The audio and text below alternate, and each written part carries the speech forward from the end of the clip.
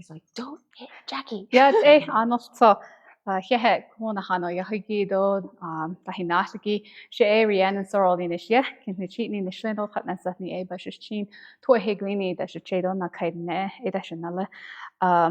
Hello everyone, welcome to our very first installment of the Bich'iya Ani Library Special Collections series. I am very proud to open this session with a talk by Dr. Christine Ami. The Special Collections series is a public-facing symposium series highlighting the collections and resources here at the library, those that define the educational and self-deterministic legacy of the college. Tribal history, language, and culture often end up in repositories outside of the communities from which they came. Many researchers and scholars look to these large institutions such as state archives, university special collections, and for this knowledge. This series brings scholars, leaders, educators, and instructors here at Dine College who help build the knowledge and the collections that document this history of self-determination in American Indian higher education.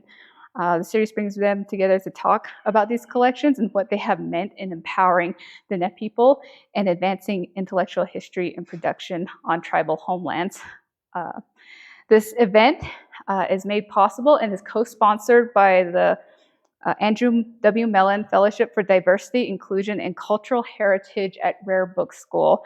So we thank them very much for making this series possible. Additional information on our speakers, the resources that we have here in this room and that the speakers discuss will be available on the series' webpage, which is linked, will be linked through the Dine College Library homepage, and is linked throughout much of the advertising. All event recordings will also be made available on that webpage as well. I am pleased to start this event on Dine Bich'iya Navajo Food Research and Scholarship at Dine College Libraries. A land-grant institution, Dine College has a strong foundation in the agricultural and food sovereignty research, scholarship, and community outreach. In this session, Dr. Christine Ami, will discuss the research of her upcoming book on traditional sheep butchering and the library special collection resources that she incorporated in her studies and research. Dr. Christine Ami is an associate professor at Dine College and a recent National Endowment for the Humanities Fellow. Her dissertation, Today We Butcher, Study of Navajo Traditional Sheep Butchering, is the focus of her upcoming book. Dr. Ami is a frequent collaborator with the library. Her partnership has led to several programming and educational outreach activities and initiatives, such as workshops with the Navajo Cultural Arts Program, the Indigenous documentary screenings with the Native American Studies minor, as well as a lecture series called When We Read What They Wrote, Dissertations on Indigenous Peoples Analyzed by Indigenous Peoples. Dr. Ami documents her fellowship journey as well as her academic work, curriculum development, and entrepreneurship through her website. I am very pleased to have Dr. Ami personally open this talk. It was thanks to her that we were able to make more efficient use of this beautiful space here in the R.C. Gorman Room. Her work has definitely led to and embodied and encapsulated the spirit of which the reason which this room was here was the intergenerational transfer of knowledge. And I still remember when Dr. Ami was doing her dissertation and was working here in the library writing. So it's very special to me to have her open this series.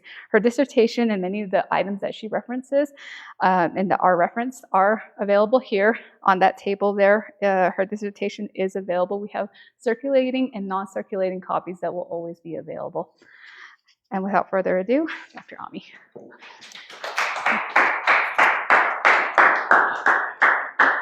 Thank you. Rhiannon. She makes me sound way more accomplished than I think I actually am. Yat Elon Sultan, that Nishling, a Kachini Nishlim, Bilagana Bashichin, Tohatlini Dashache, Ado Bilagana Dashanella, Christine Ami Dashajin, Ado Yahat Nsawov.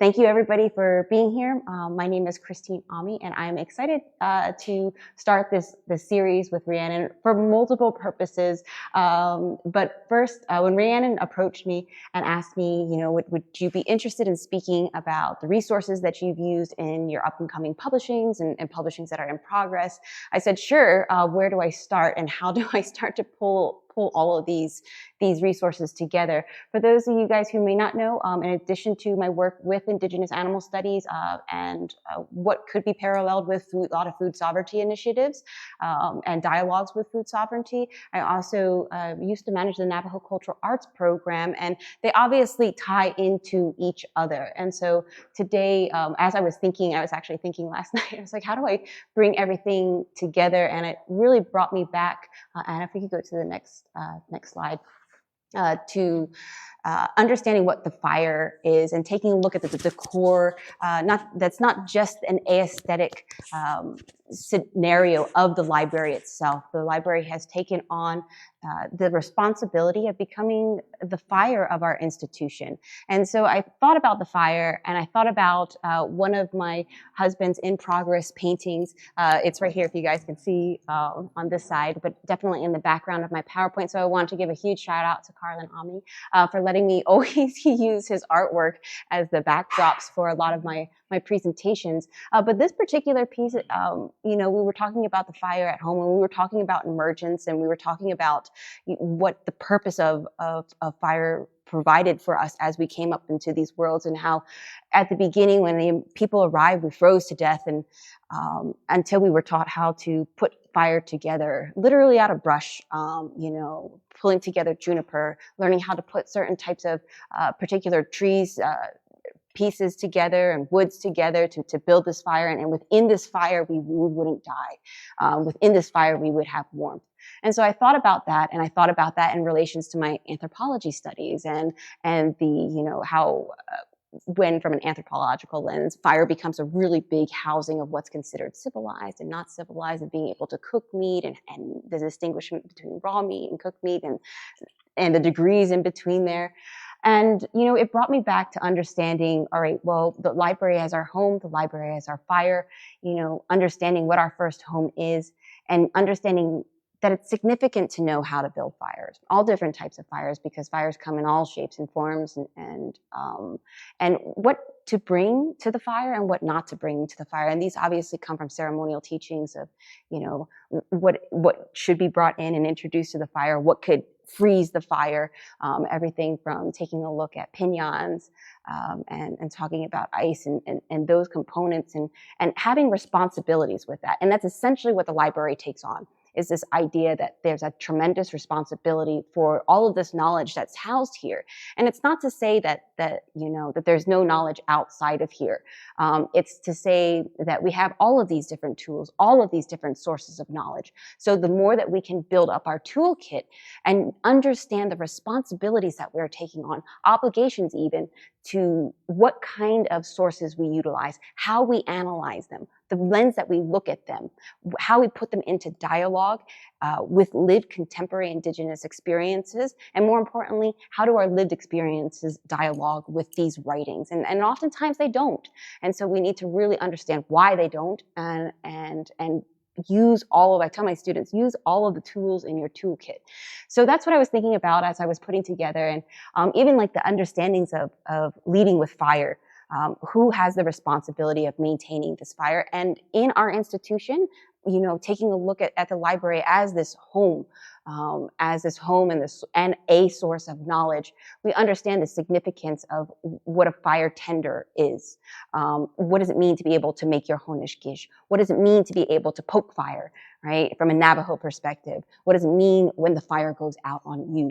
And so these are all things that envelop what knowledge consists of, and how knowledge itself is autonomous. And so those are the things that I bring into a lot of my book and a lot of my writings. And for those of you guys who are here in my classrooms, obviously, sometimes we go off on tangents. I can't guarantee that I won't go off on a tangent today. So without further ado, let's start taking a look at our analysis here. So once again, coming back to this idea of the library as home, and understanding fire, food, cultural knowing, and doing, right? Because what happens in the library, at least from an indigenous research methods framework, isn't to stay in the library. It's about how do we bring what we learn home with us, either through dialogue with family, even practice. And so my book really takes a look at those ideas of how do we take what we've read, how do we talk with our family about them as a point of departure, and how do we put things into motion. And so for me, this was a home ever since I got here, and I came back as a student in 2007, I believe it was, and as an undergraduate, and then, slowly working my way through the academic system until this picture was taken when I was actually wrapping up my dissertation. And Rhiannon talks about, remember me sitting, I was one of those bad students. I used to bring the food in. I used to home in the library in the back where nobody could see you, and nobody said anything. I brought my dog in a couple times. Nobody said anything, but it really became a home. It became a place where I could step away from my office, step away from my courses, step away from even teaching, even though my students were all around me, because this place kind of disintegrated all of those boundaries between who's a student and who's an instructor, who's staff. Once you step into this building, everybody becomes a learner, because the fire itself is the knower. Kelsey John Dale writes about that often in her animal studies work, about horses being the knower themselves. Well, the fire itself is the knower. And so that's kind of how I understood this space, was everybody was a learner in here. And so what you could take out of this was the best. And so this is me finishing up literally the last pages of my edits for my dissertation back in 2016. So, and it led us to another type of home, Rhiannon, if you could go ahead and click, is, this idea of dissertations, and how I really stress for, all of those up and coming Navajo scholars who are receiving their PhDs, who have received their PhDs, to look beyond and outside of just making sure that your dissertation is housed within, let's say, the Navajo Nation Library, which is very important, don't get me wrong, but bring it back to the college, because at the college, it's so important that these homes for these dissertations, it's a living body of knowledge, and students are able to access it. Students are able to read it. It's so often forgotten how much knowledge and thought goes into these dissertations. Please don't read mine too much. There's a lot of grammatical errors, but it has a lot of thought in there, and you get a snapshot of your professors, of your friends, sometimes you even find anecdotes of your relatives in these dissertations, especially the ones that are including Navajo voices, community voices. And so I strongly encourage you guys to bring a copy back, get it stored within our home here. And so that's another type of home that I see as the library as we move on. And, even moving into the space, it's one of the things before I went on sabbatical, I used to house a Indigenous symposium, research symposium, which I hope to get back up and running again. Filling the room and using the room, and to staff who are here, and to community members who are here, to remember that there's space to share the knowledge that we have, regardless if it's what would be considered a Western academic framework. We've brought in actual kinesthetic learning through the cultural arts. In this room alone, we've had so many amazing artists come through to teach. When we take a look at knowledge isn't something necessarily, it is autonomous, meaning that it picks who it goes to. But we can serve as, transmitters of that knowledge when we can. And so we open up the space to this kinesthetic learning, the significance of doing, not just reading, but putting it into action. And so all of these things that I'm talking about here, which may seem a little bit disjointed, actually come together as methods of how I write, how I research, how I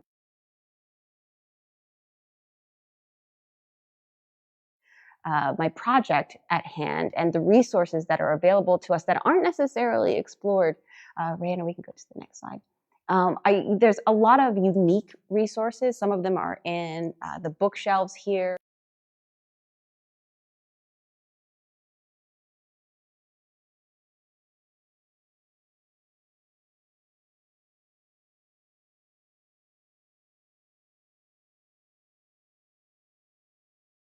In particular, I really focused on Dine College collections and what I was able to source from the college, because it's important to talk about access, and we can talk about access in a little bit later, because unfortunately we don't have access to a lot of the current writings about Native peoples, about Indigenous peoples, due to accessibility, even in journal access.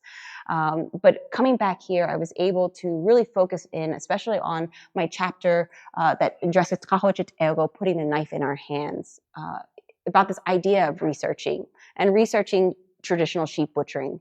And research for me entails a relational study of how one senses the world and who lives in it, as a mode to reconnect their identities and their cosmos. And this is really important it's a rebelonging process for a lot of scholars.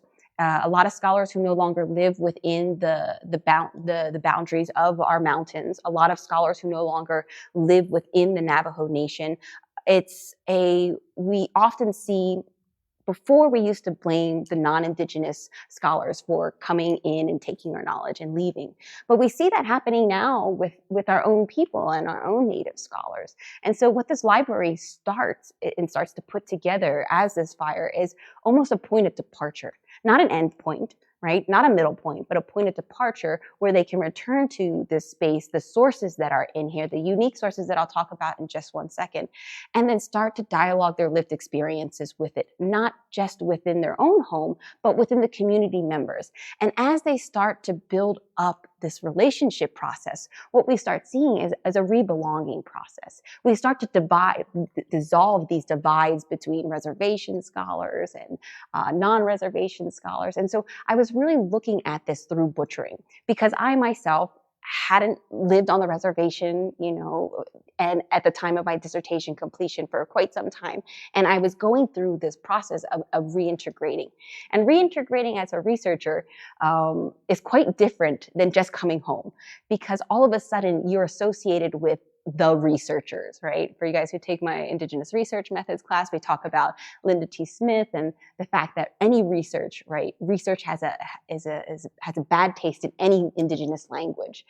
And so you no longer are Shiaj, you no longer are, are Che. You start to be like, oh, well, that's the researcher, right? Even as Navajo people, we start to label ourselves now as the researcher. And people treat you a little bit differently. And because it takes time, it takes a pathway of trust that you have to build, not just with the community, but with the knowledge itself. And so those are the things that I was looking at as I was studying the sheep butchering process. Is how does this lead to a coming home process, a rebelonging process, and what I eventually built up into a remembering, putting myself back together as a Tachini woman. And so I looked at that through the lens of Tkaho'tite'ero and its relation to the butchering process. And I remember that practice of remembering both Western and traditional research in manners that promotes Dina's self-reliance.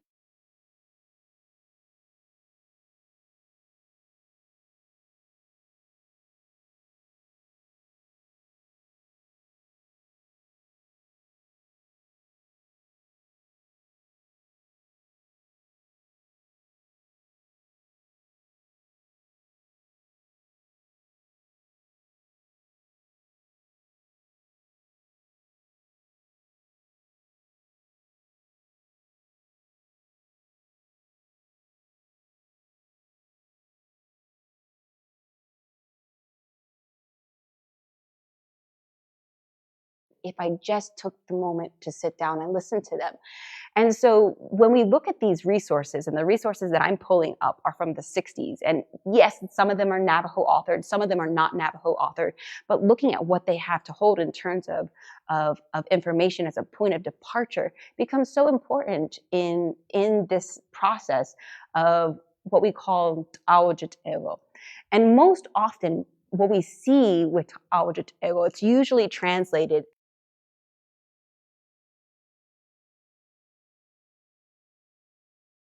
like being able to talk to a librarian and be like, okay, well, I'm looking for this.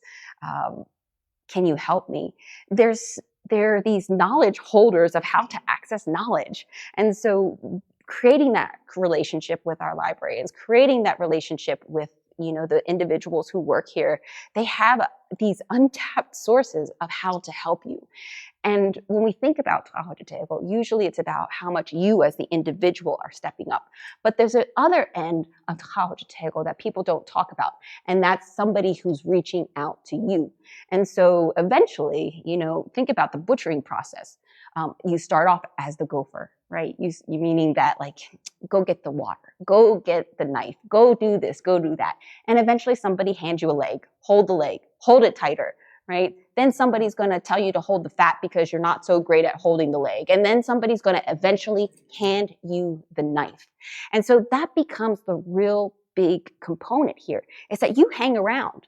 You don't give up. There's no stopping. There's no pause. There's a continued ego that's happening from the butcher, the expectant butcher, or the person learning, as well as the community that's coming on. And so the community eventually, when trust is earned, brings you into this belonging process. And so what I learned in this area, pulling from the resources at hand, is that traditional research coupled with research provides you with all these knives. Are we good? Okay, just checking. And we take a look at, that all of these sharpened knives that we now have in our toolkit. We have these books, we have these lived experiences, we have people, like a source of people who can help us along the way. So, sorry, right. Next one. Next slide. Yeah, okay. So in this particular chapter, I really worked with two resources that are housed here at the college. The first one is the Leading the Way magazine, which is a little controversial. We'll get into the controversy to look at the content as well. We have to take a look at the political binds within the sources that you utilize. And also, the magazine. I'll start off with the first one. Now, I was taking a look at these particular sources because I wanted to take a look at how they were teaching their audiences how to butcher. And so that's what I was taking a look at, combing through these Navajo traditional food manuals. So I think we have a couple out here of like recipes and how-tos. But the cool thing about Satsisa is it is a source that is considered the first Native American magazine in the United States. And so it's coming from the 1960s. It's co-authored with Rama High School students. And so that it changes how it's what I would consider, a really unique emic with inside source written from youth. So like before decolonization was a word, before people were talking about reclaiming history, these guys, like they were doing it. They were like, you know what, we're going to make a magazine. We're going to put what's important to us and we're going to write about it. And wouldn't you know, in like this traditional Navajo cooking, the first thing that they position is sheep, which is pretty astounding considering like even contemporary, agents today. I'm thinking even like the Dine Policy Institute report, they leave sheep out because they considered it this acculturated, right, food source without taking into consideration the hunts of the mountain sheep, the use of the mountain sheep that existed before the Spanish came and before sheep were reintroduced to us at that point.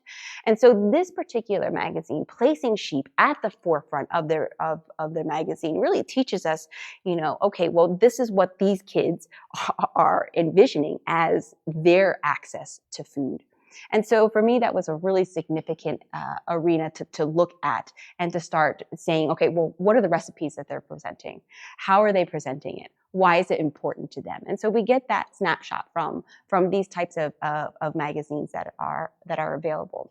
The second is our library houses, I think, almost the complete, right, version, the complete series of the Leading the Way magazine. So I'll get the cobwebs off of it. There's a little bit of contention. If I say a little, there's a lot about, you know, the fact that the author, the editor is non-Navajo. So the question becomes like, who's buying this and where is the profit going? Well, you can kind of, I don't want to say eliminate it, but if you use the library resources, you don't have to contribute in terms of the financial components. And then there's also questions about individuals and bypassing of the Navajo Nation Human Research Review Board. These are all the heavy stuff that comes when you use these types of resources. Within the content of Leading the Way magazine, there still remains access to cultural knowledge that helps to scaffold our, you know, and I say students, but really learners in general, to what sheep signifies to Navajo people. Because wouldn't you know it, right? Everybody, not everybody, but we have these young Navajo scholars that are going into the scene and just saying, you know, well, sheep are acquired, but were acquired by the Navajo. The Spanish brought the sheep, and that was the end of the story, right? But there's so much more to that story. Where are those snapshots? And so Leading the Way does present those snapshots through community interviews that they take advantage of. Now, I really appreciated this one because I was looking at the linguistic introduction to butchering and taking a look at sheep parts and the names of sheep parts from Navajo perspectives and Navajo names, because naming is extremely important by understanding, you know, the holistic, undertaking of how sheep were built by the Holy People and how they impact us when we consume them, not just gestationally, but also, you know, holistically. And so those are the things that we see. And we see like examples like word lists here that have been put out. We see like workshops, so they follow workshops. It's really before Miss Navajo was hosting workshops on butchering, before, you know, these other arenas were doing it. It's really popular now to see these butchering workshops take place. Like these guys it was already happening in the community, just nobody was documenting it. And so we see that happening in the Leading the Way that was taking advantage of how we present this to a larger audience.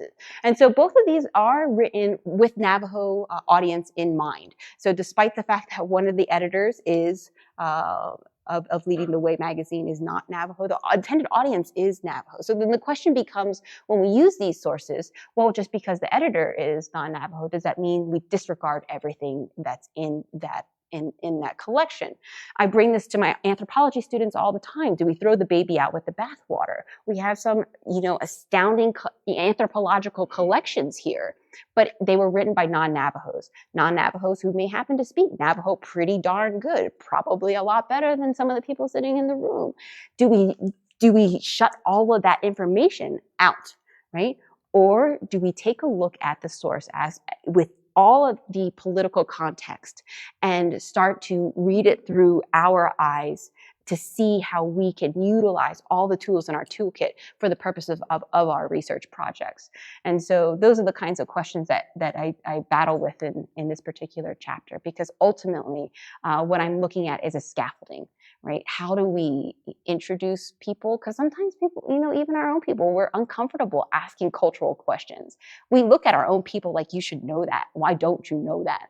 We kind of are almost scolded about those kinds of those things. And so to have a little bit of a scaffolding, and I look at that, the same thing here at the college itself, you know, taking Navajo, you know, beginning Navajo, intermediate Navajo classes in terms of linguistic and language accessibility, there are tremendous stepping stones. We're not going to beat down our students because they don't know or don't pronounce well. We're going to use these classes as scaffolding in order to reintegrate back into that linguistic component of the community.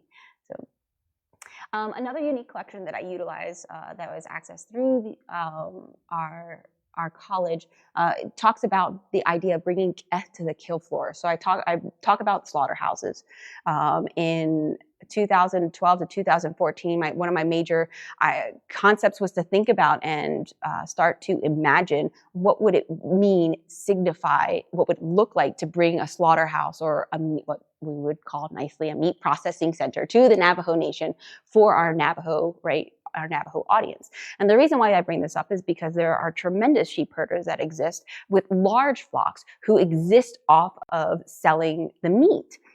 However, in order to sell the meat, sheep herding is an actual very expensive adventure, from very small herds to tremendous sized herds. And so these individuals are bringing their herds. They're trying to find, co-op so that they can group family herds together and then bring them to these other locales in Chino Valley, in Valley Verde, in Aztec, up in Durango, further up north.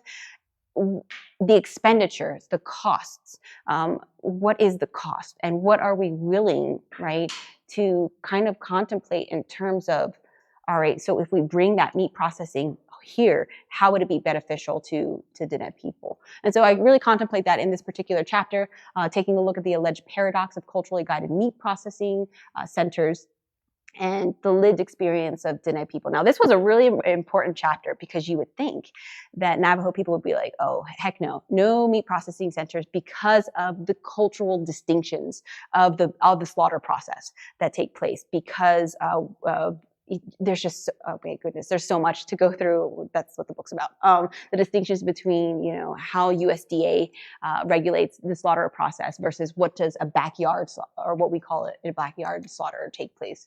How we face the animal, all of these cultural nuances that have very ontologically grounded rationale as to why they exist, what we do with the eyes, what we do with the blood, those kinds of things. In a USDA facility, you don't get to keep the blood after your animal's processed. Oftentimes you have to pay extra to get the head back. There's all of these extra costs that get on. Well, what happens if we created something at home?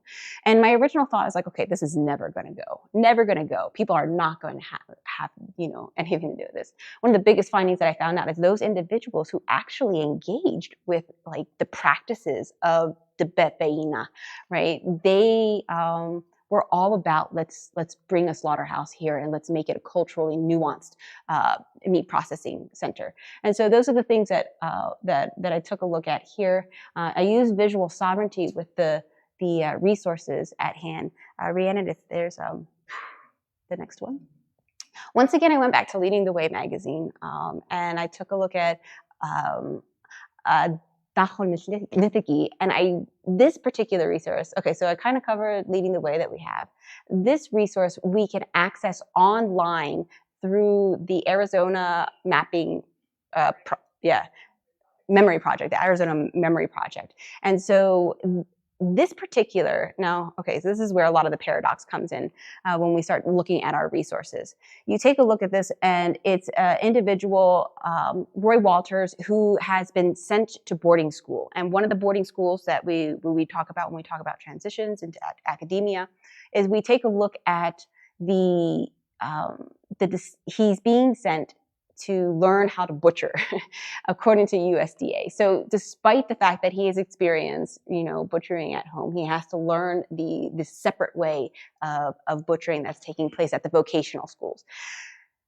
This particular source is unique because it predates the Navajo times. It's obviously in the Navajo language. And so we think it's been written as the jewel of the Navajo language, I believe is the quote of it.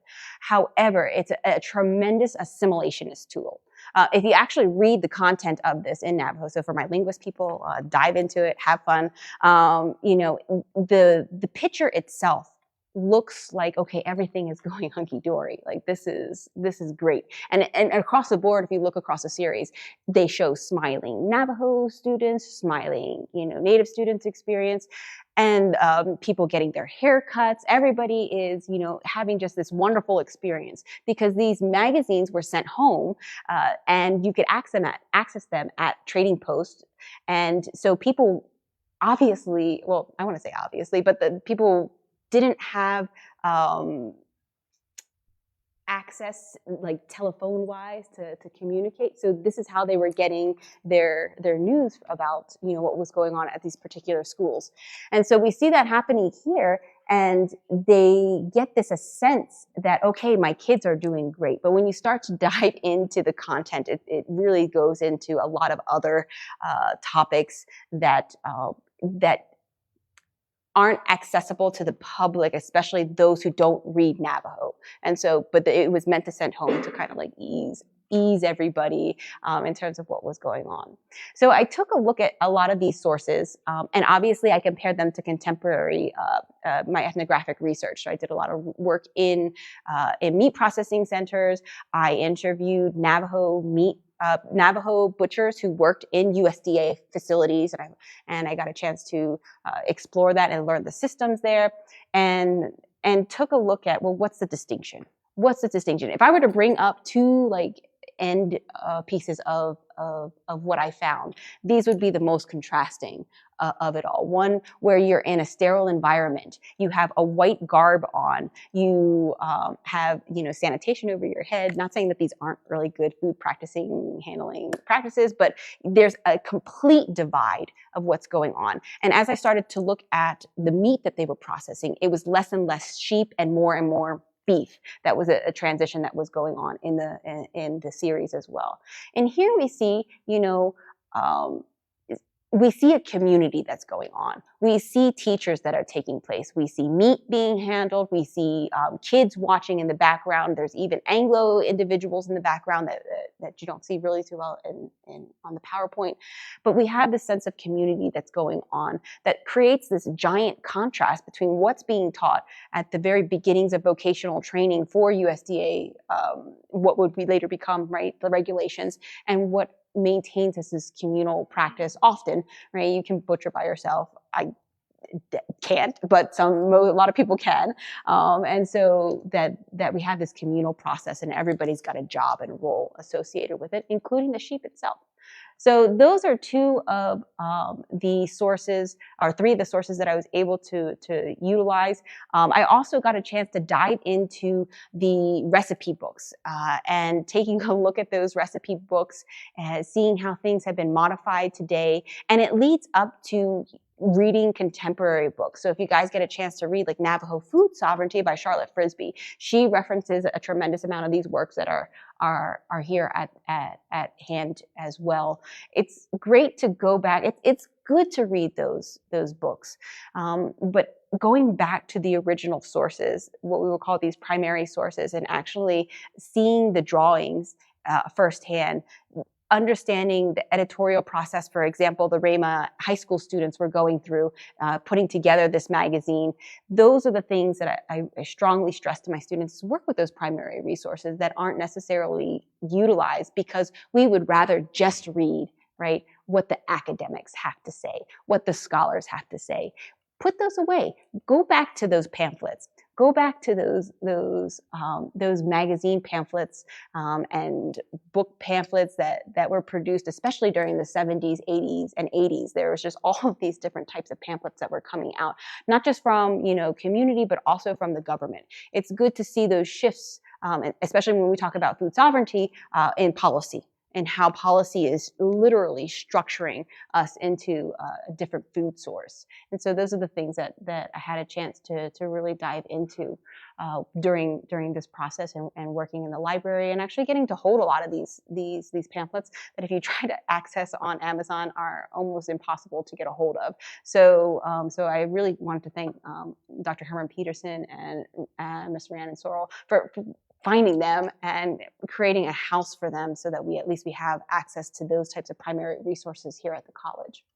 Now, those are older resources that I was able to work with in my publishings.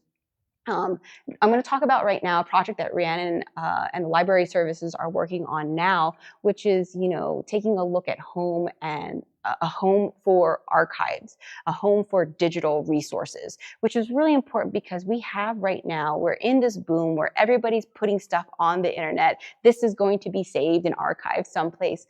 What do we do with all of these community initiatives that are being created? And so as of late, I have been returning back. I left the Navajo Cultural Arts program in 2001 and have been anxiously awaiting a permanent housing or as permanent as we can get in the digital realm of archives of cultural teachings, of cultural practices, of language practices. And so we have that coming here at the college, and I've been able to utilize them now in publishing opportunities and publishing not just necessarily for outside resources. I don't have to worry about tenure here, guys, so I don't have to publish or perish kind of thing. It's more along the lines of how do I put these stories together, because that's how I understand the library. The library itself is a storage, a guardianship of stories. And so those are the things that we were able to create and then house here. One of my latest publishings that's coming out is really taking a look at unique collections. And these ones are cool because very much akin to like the Rama high school students who were able to put together these really cool magazines. These were put together by Dine College and Dine community members. So they're created for and created by and created for Dine people. And so that becomes very important to see how we analyze things and how we work with them. And in Wichita, Dine Cultural Arts versus Pandemics, it gives a overview snapshot of kind of a grant manager debriefing process that I had to go through, walking away from a major grant like that had multiple community initiatives and in an academic arena that was really pushing to forge space for cultural arts as, a primary vein of who we are as Dine academics. And so it was really taking a look at these ideas of dust of COVID reflections and putting together a narrative that it attempted to encapsulate the Trawathabe exhibit. So if you guys go to the NHC, you can go onto the third floor and walk the floor. And if you walk the floor, there is Dine College community photographs that were taken by Matthew Bollinger. So thank you, Matthew, for getting those pieces out. And so you see photographs of student work and staff work, and now some of them are even faculty on the walls, but the stories that are behind these images, because when you walk around the room, all you see are these photographs, and they're beautiful, don't get me wrong. They are done on like very fancy paper, they have beautiful pristine glass in front of them, but if you sit there and you listen to them, you start to get these stories of not just student experiences, not just surviving but thriving through COVID-19, but also understanding that we have gone through multiple pandemics and we're still in pandemics if we want to look at institutions under the guise of a pandemic, right? Looking at Western institutions, academic institutions. So it was really important for me to start to put stories behind those images so that people could access that, so that the students themselves could access that, so that people could remember, not because of the death that was associated with it, but the death as a reminder of moving forward. And so when we take a look at that, I really went back to work that's now being stored here on campus of what Wichita means. And so we did a conversation series with 29 artists over the course of a year, talking about, the cultural arts, talking about the divide between the cultural arts and the fine arts, and trying to see if there was a way to remedy this or dissolve it. And so those videos are now housed here on campus. And so I'm really happy that there's going to be a permanent house for that. But that is something that, like I said, is available now through our library services that wasn't available before. And the intended audience is for our own Dine College students. So I really hope that people take advantage of those sources that are at hand. In that particular series, I really focus on the blogs. So the blogs I'm excited to see come up. And actually, one of the blogs that is written, it actually starts off with leading the way. I edited this blog series, so I was happy to return back to it, and that that means that you get a snapshot of actual student voices, staff voices, guest bloggers that come on to. So we have over 100 entries. Sorry, Rhiannon, about that. But we have over 100 entries of student, staff, community member voices, dinner voices on topics of about the cultural arts. And so that was something that I really appreciated coming back to. Like I said, that the title of the series really came from one of our holistic well-being smaller series within the blog series about leading with fire, and what does it mean to lead with fire from a holistic perspective through the cultural arts. Because when we take a look at the cultural arts, my husband Carlin, he always talks about this like breaking down. We're consistently just destroying natural elements in the cultural arts, and we never think about it from that, because we think about, oh, well, I'm creating something beautiful. But when we look at it, we have to harness fire.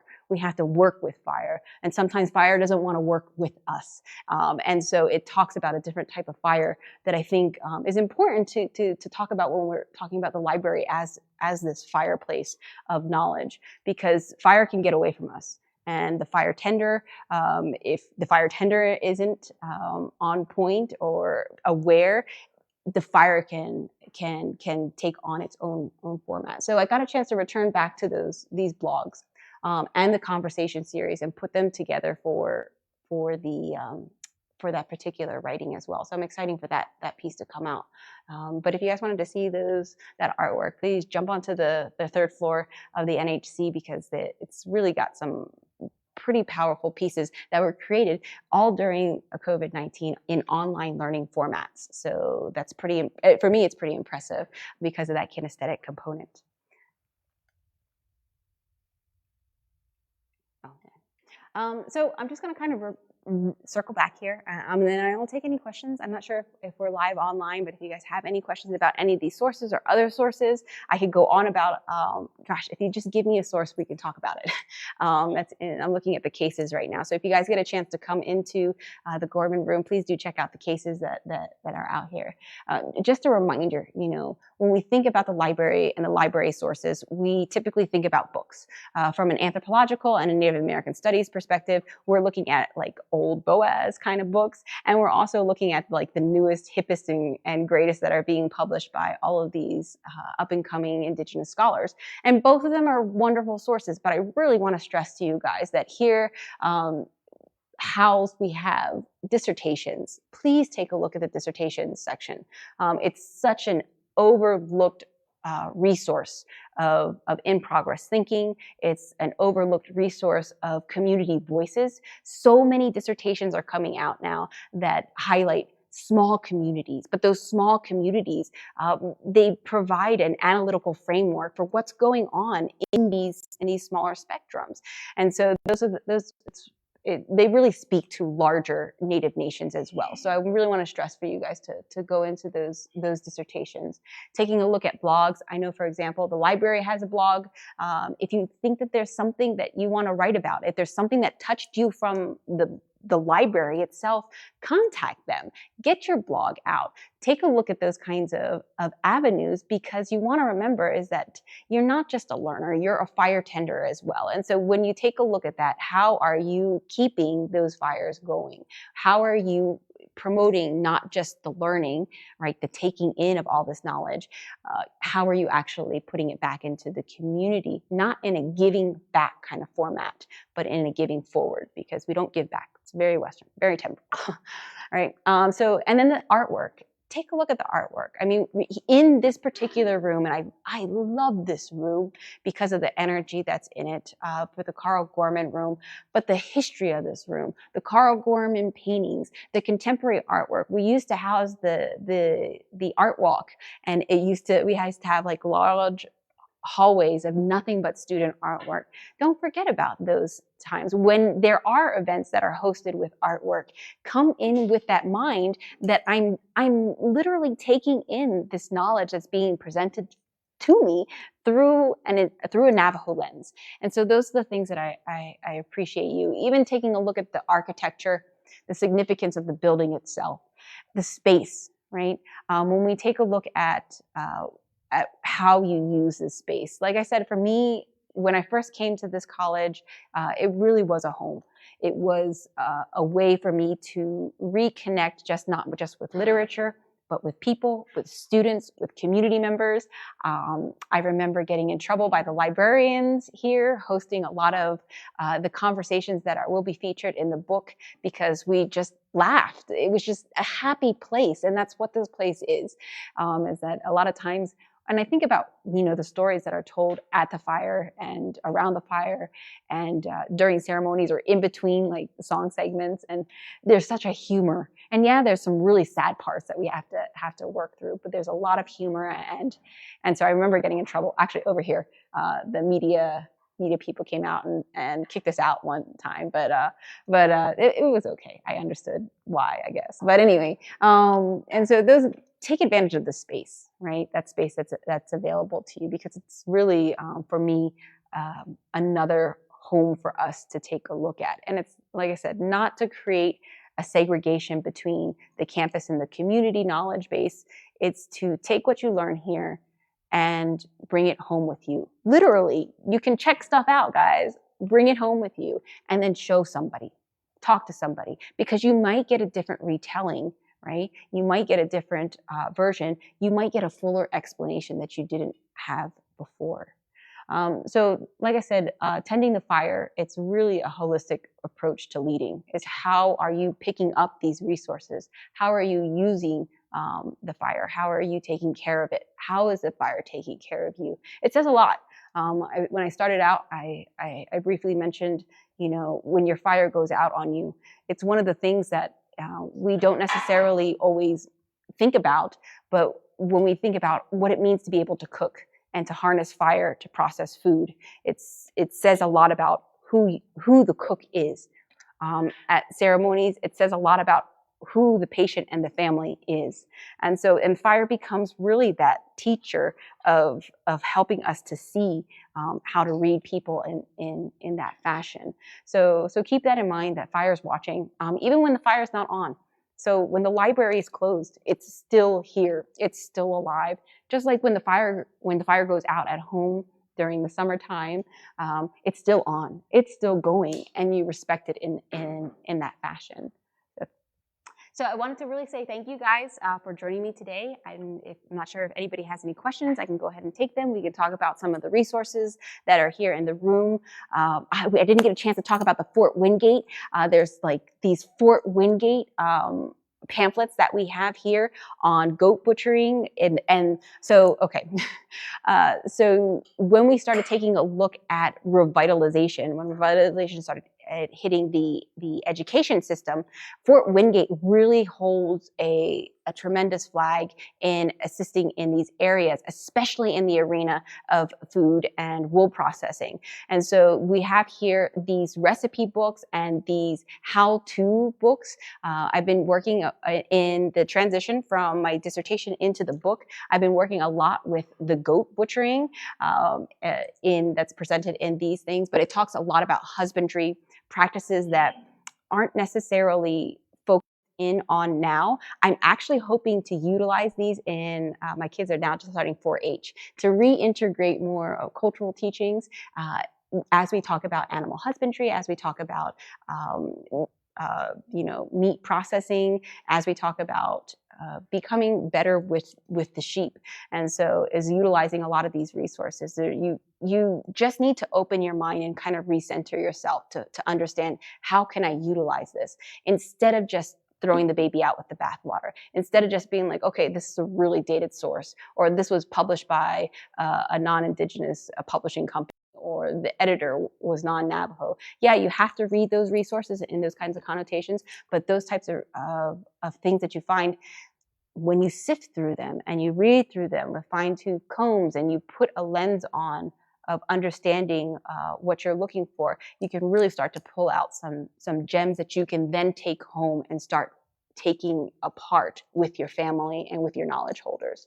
So thank you very much. Like I said, Dr. Peterson, Rhiannon Sorrell, we have marketing here, the students that showed up, Bich'iya for showing up. Thank you to my husband for always letting me use his artwork as points of inspiration. If you guys want to follow him, there's his hashtag. But thank you guys all for being here, and any questions, I'd be willing to field them now.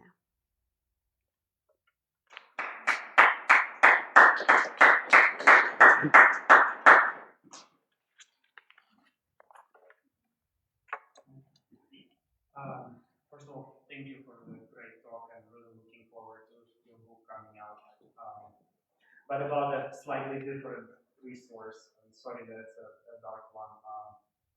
I don't know much historically, unfortunately, but I had the privilege to be able to talk to an actual survivor of the whole boarding school experience, and terrible tool, just completely no two ways about it.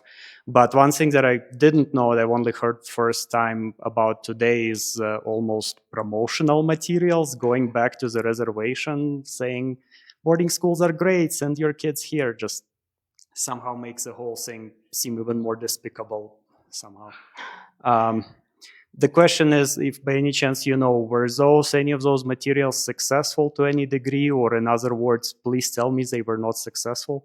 Sure, they were successful. I mean, you're getting images, and for some community members, you were actually getting images of your family members back. So, and they have smiles on their faces. And I remember doing an analysis. I was studying under Halea and Tinanjini from over at UC Davis, and we were looking at visual sovereignty. And this is why it's really important, guys, that you just don't when people say, okay, I'm just going to look at the picture books. No, really look at the picture books. Understand and analyze the images that are being inserted into these publications, because you start to read these ulterior agendas that are at place. Because how many people did you know, right, during this is pre-Navajo times period, read Navajo, wrote Navajo? Who was doing that? And so who was this really for? And so the publishers and the writers were not Navajo. And so those are the things that were like, all right, so we're waving this like dying language out, and now we're going to put it in written format, and look how cool it is, but how are we going to get buy-in? And so that's one of the things that we saw, was utilizing imagery like that. But that's nothing new, right? That's something that has, once we were able to harness how to get mass productions of anything out, we start seeing that in terms of propaganda devices. So yeah, I hope that kind of helps. And like I said, in boarding schools in general, and the same thing with what was going on here and in these vocational schools. And I stress that when I start to transition, okay, so we're looking at this particular snapshot of what's going on during the peak of the boarding school era. And now I'm taking a look at, for example, boarding schools on the reservation, and taking a look at, for example, 4-H clubs is the last chapter dives into 4-H, because I'm launching off into like sending my boys to go to 4-H programs and what we can learn from them. That has historical roots that are not indigenous, that we're teaching USDA practices, that we're showing them how to show sheep from a Western perspective instead of, instead of from a Navajo perspective. There are skills that we're taught. And so we have to recognize that as well in these vocational schools that did allow for employment and entryway of indigenous peoples into the labor workforce, which was ultimately the purpose of assimilation, right, is to join the workforce. So, but there were skills gained. The important part to also take a look at that is once again, how do we analyze that within context, and how do we also take that in? Because as I started to take that very heavy history and then apply it to my brother, for example, who worked in a USDA butchering facility, and he was the family butcher. If you needed something butchered fast and he was around, you called him up and, Reese, come on over, come take care of it for you. But yet he also worked at a USDA facility. And so you think it's a paradox. And we start taking a look at, for example, Native Americans in academia, right? And we start reading that line, and I think it's like Phil Deloria, who talks about Indians in unexpected places. And so to find an Indian, a Navajo butcher, home butcher, in a USDA facility seems like a paradox, right? But when you get and you start to talk to them and you realize that, okay, they were taught how to butcher by their grandfather. So my brother was taught how to butcher by my grandfather, which also brings another lens, because we also associate home butchering now, thanks to Ms. Navajo, with stereotypically just a woman's, right, a woman's thing to know how to do to be a good woman. But we are men out there that are tremendous butchers, and I learned from men, and my brother learned from men. And so we start to hear these histories and we start to hear these stories, and then we start to hear how are they implementing the contradictions between USDA facilities, what's been taught in these vocational schools that we were just talking about, and their cultural grounding that they bring, and they start to transgress boundaries. They bring practices that they learned in the USDA facilities home, and then they're taking these practices that they utilized at home and they're bringing them into these USDA facilities. And so we start seeing this dissolve of the boundary lines. And now with, Dine College is going to start a meat processing center now. So how are we going to take those cultural nuances? How do we determine which ones are most important? What concessions are we willing to make? And we need to go back to these resources to analyze them in that transition period to make sure that we're not repeating, right, the same thing over again. So that's just a little side note. But like I said, the book also goes into that, and it actually ends with a conversation that I have with Benita from our land grant office, and working with my students in our butchering class about this seeming paradox. Is how do we approach it, and how do we do it well? And we're going to fail. How do we fail better? And so those are those kinds of questions that we have. But these resources help us along the process. Any other questions? I can talk about this all day. I was wondering, I don't know, but I was wondering, I was thinking about your talk, when you have a slide of the Navajo men butchering. Oh yeah. Mm-hmm. So I was just kind of curious about, maybe your thoughts on. I was just thinking about, like, when you were giving your talk, I was thinking about what had happened to the Navajo filmmaker Billy Luther. Oh yeah. Mm-hmm. And his documentary film Miss Navajo, Mm-hmm. and how PETA sort of was really critical of his film, in particular the scene where Miss Navajo is butchering a sheep, and so I just thought maybe you could just talk a little bit about the idea of, because you mentioned the word ontology, and so and maybe just sort of speak on the philosophy of butchering from maybe a Dine perspective, as opposed to, as you mentioned, the sort of Western lens of how the USD views in terms of how a sheep should be butchered. Mm-hmm. So I guess what I'm saying is, I think, way back then, butchering sheep is cultural, and it's still cultural. Mm-hmm. But it seems like today it's a lot more political now. Hence, Yeah. PETA, criticizing Billy Luther about his scene in his documentary film when it came to sheep butchering. But I know that's kind of a general comment, but I don't know. I was just thinking about some of that while you were speaking, so I was just wondering if you could talk about that. I could talk all day about that. I'm actually teaching a class on it in second 8 weeks, if you guys want to take it, Indigenous Relationships with Death of Non-Human Animals. So if you guys are interested in it, I have a couple more slots. But just to kind of give you a synopsis, it's like white feminism, right? It's like, oh, go Navajos because you're matriarchal, right? And so when we take a look at that, those lens, right, these very colonized lens, I guess we could say, and we look at, for example, PETA, which is an example of critical animal studies. We take a look at critical animal studies, which is all about like the ending of animal suffrage, right? But what we don't understand from a Navajo perspective is that sheep have been dying for us, with us, and because of us since time immemorial. So that's one thing that the book goes into, is that we've always have had sheep death in our existence before the Spanish came, go ahead, quote me on that, before the Spanish came, before we were even in existence. So that's one of the things that we have to take a look at, is all of these reintroductions to sheep, when sheep have been taken away from us, how sheep die, why sheep die. And Kim Tallbear talks about a lot, if you guys dive into those kinds of conversations about, you know, when the animal dies and how the animal dies. And for us, it really is about how and why. And so when we look at traditional sheep, what we would consider traditional sheep butchering, we need to understand that there are all different types of ways to butcher. That's the first thing. And people have a really difficult time grasping that. But in terms of like for funerary purposes, for ceremonial purposes, for butchering of game, so like mountain sheep, for butchering of our own livestock, just for general consumption. So there are different processes and protocols that we adhere to. They're regional, they're clan oriented. So those are the things that we also have to kind of keep in mind.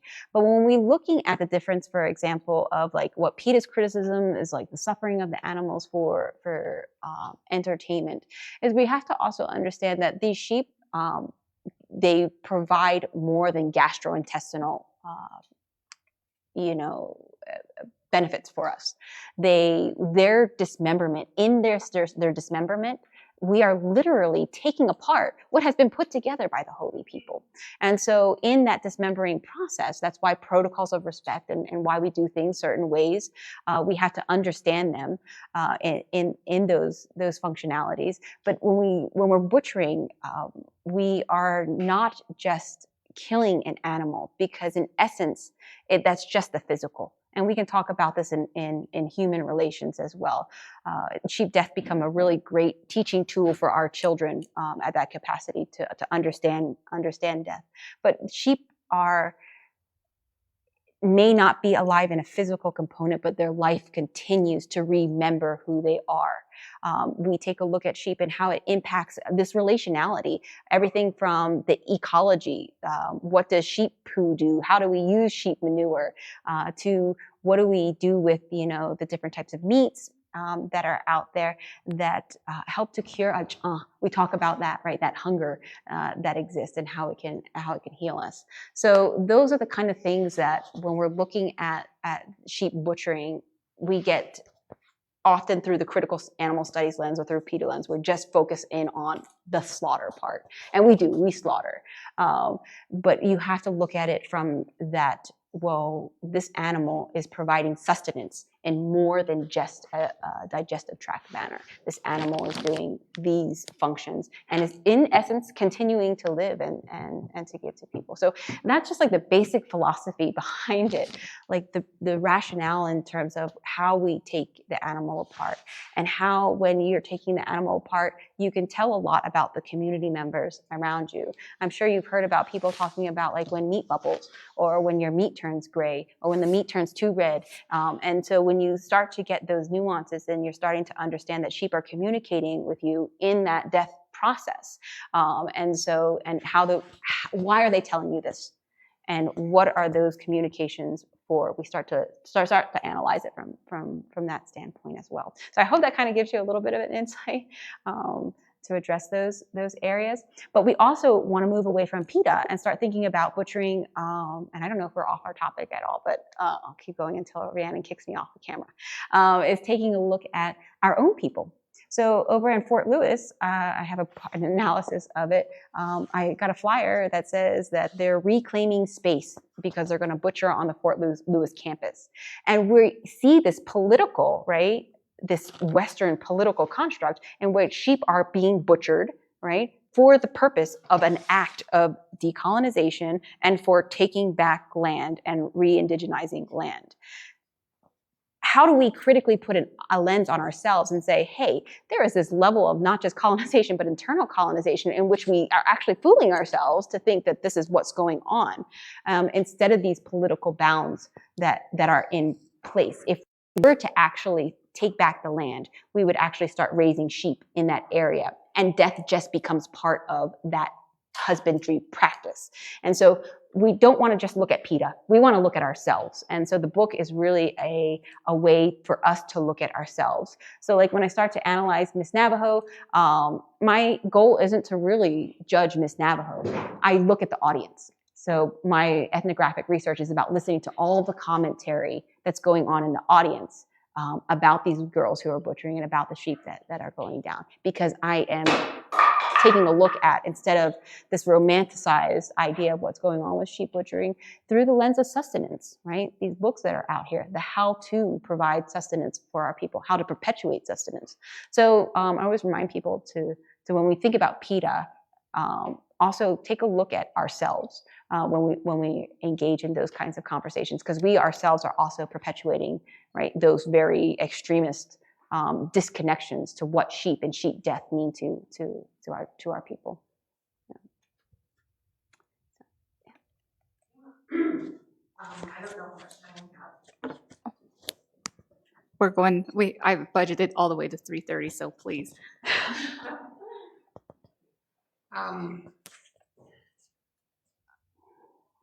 The question or well, it is a question. I wanted to know what you thought about, like you mentioned nuance, and also looking at, we don't really want to put gender roles on the table because it is a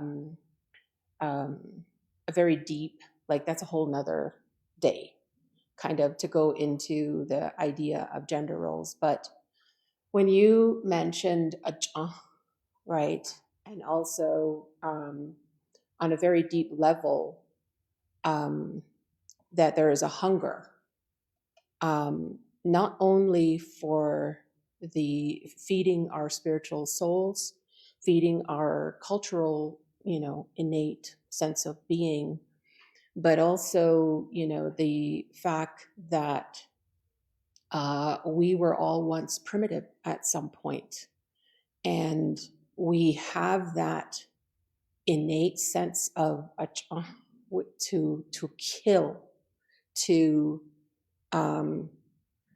bleed something. And so there was an article that I read, I cannot remember by who, but it struck a chord with me because what it stated, and there's these indigenous cultures where they slaughter in such a inhumane way that to them that's calming that in them.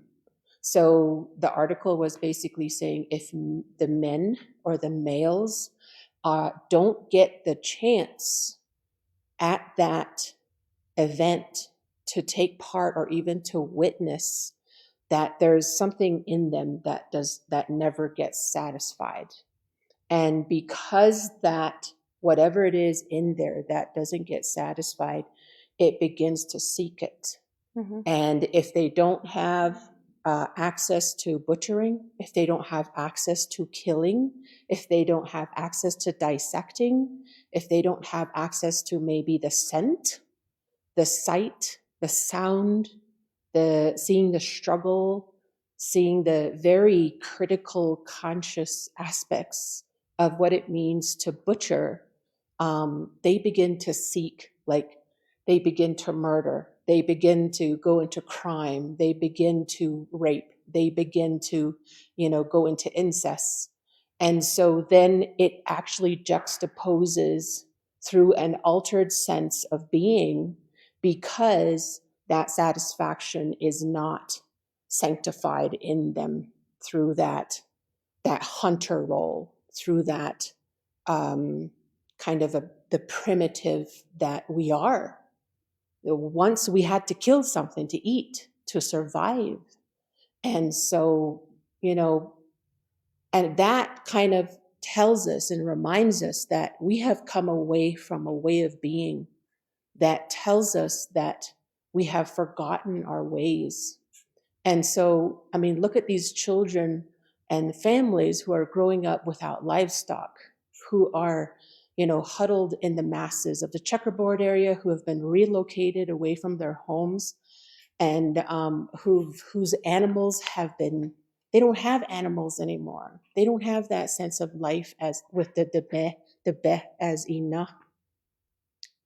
And so we are actually not understanding how significant the role is of being able to eat off the land, to eat what is growing from the land, to eat, that the food that we are eating, the food that we are growing, the food that we are nourishing then becomes a nourishment of ourselves, and in a much deeper sense that it actually is significant within the society at large. You look at missing and murdered Indigenous women.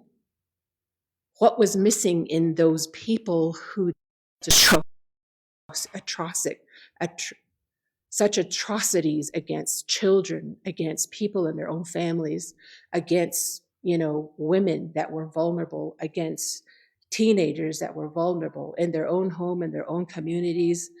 And sometimes you wonder, what's amiss? What is it that helps us to keep the fire strong in a way that, it reverberates through the rest of society? And there is a lot to speak up for in terms of what is wrong in society. So when we say political presence, I think, we need to really look into the normative and the instrumental, the ground up approaches and the top down approaches, looking at how do we get at the meat of it, literally. I'm going to, well, first of all, we want to make sure that we contextualize vocabulary. And obviously I come from a Native American studies background with anthropology. So when we start talking about ourselves as the primitive self, it evokes a very Levi Strauss reading. So that's the first thing. The second thing is that not everybody, but there's all these cultures, and one particular I'm thinking of is in India, of like goat slaughters, like mass goat slaughters, and this is also where we need to also think about vocabulary and how we speak of things, the concept of inhumanity, because now we're placing our understanding of what considered is humane. We can think about that in the larger Native American studies discourse about how we've been considered bestial, how we are heathens. And so us declaring inhumanity on the way that animals are slaughtered, are put down. We can use euphemisms for it. How they die.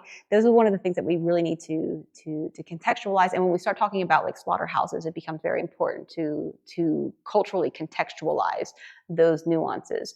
So that's another thing. And then in terms of making those larger correlations between not learning how to butcher or not attending this particular, I would have to read, this particular case scenario that's taking that you're referencing, and associating it with murder rates and incest and these larger atrocities.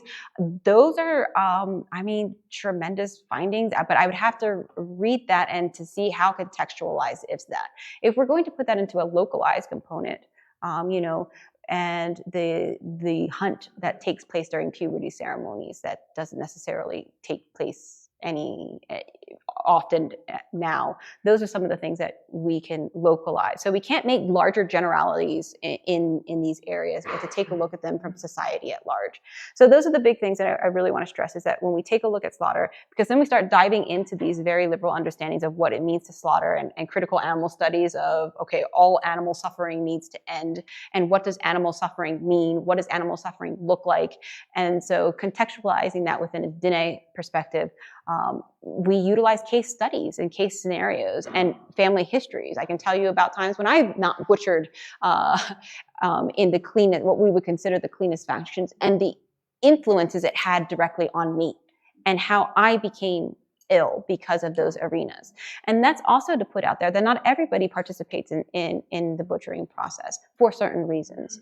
They could be ceremonial reasons. They could be reasons that can be fixed, others that can't. So we want to keep that in mind as well. Now, in terms of the loss of these practices, I always, loss puts us at a deficit. We see that coming out of research from our own people. We look at the loss, the language loss. Ultimately, it's a choice. So when we look at these individuals and people who no longer have livestock, and we can analyze it within any context, colonization, internal colonization. Right now, it's the same thing when we talk about language loss.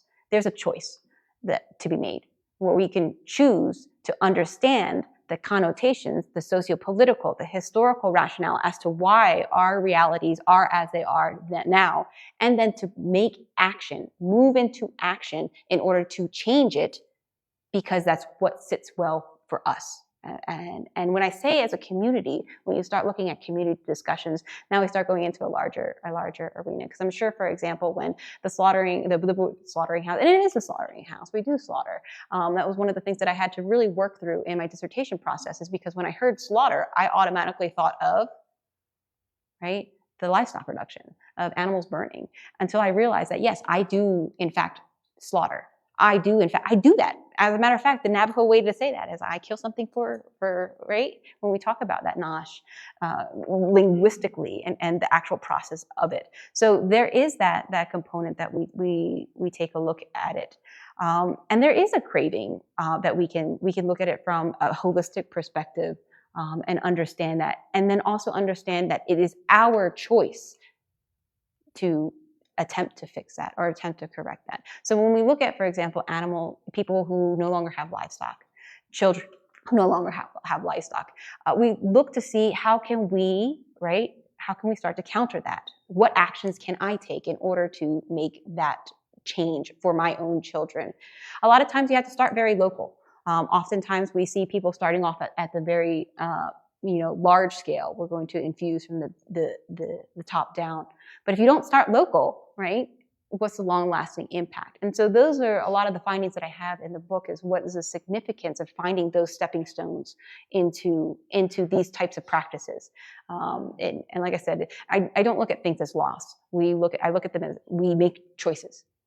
We understand the socio-political and connotations, the atrocities that had taken place, but ultimately it is up to us. And here's where we start talking about when we start talking about other philosophies like Owuthepe, right? Even in the face of danger, and this I learned from my Nolly Brent Tortolina, who teaches here, even in the face of failure, and that's what that exhibit's about, I'm going to give it my all. I'm going to do what I can do as an individual in order to come to some sort of resolve or movement forward away from the situation that we're at.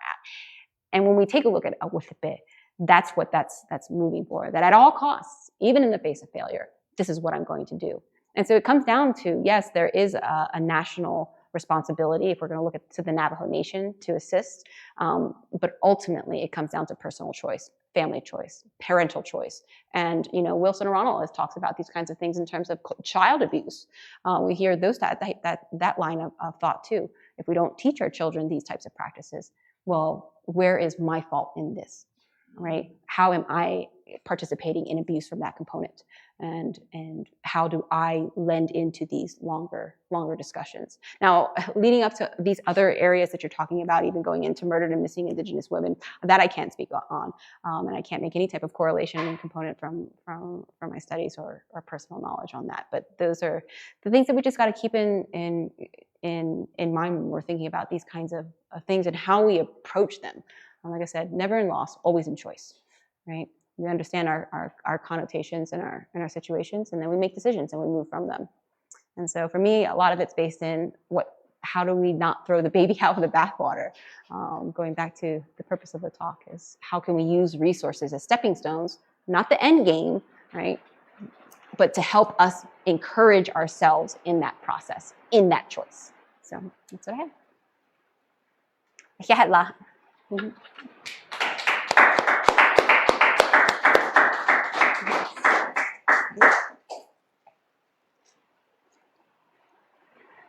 Thank you, Dr. Ami. Just wanted to give you this as a token of appreciation from the library. Our resources listed there. So really appreciate it. Thank you again for coming to this first session of the Dine College speaking series, special Kia'ani Library Special Collection Series.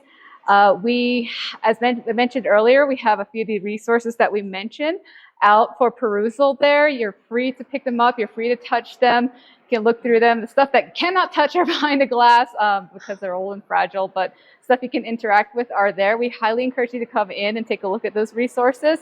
They will be here through the duration of the month.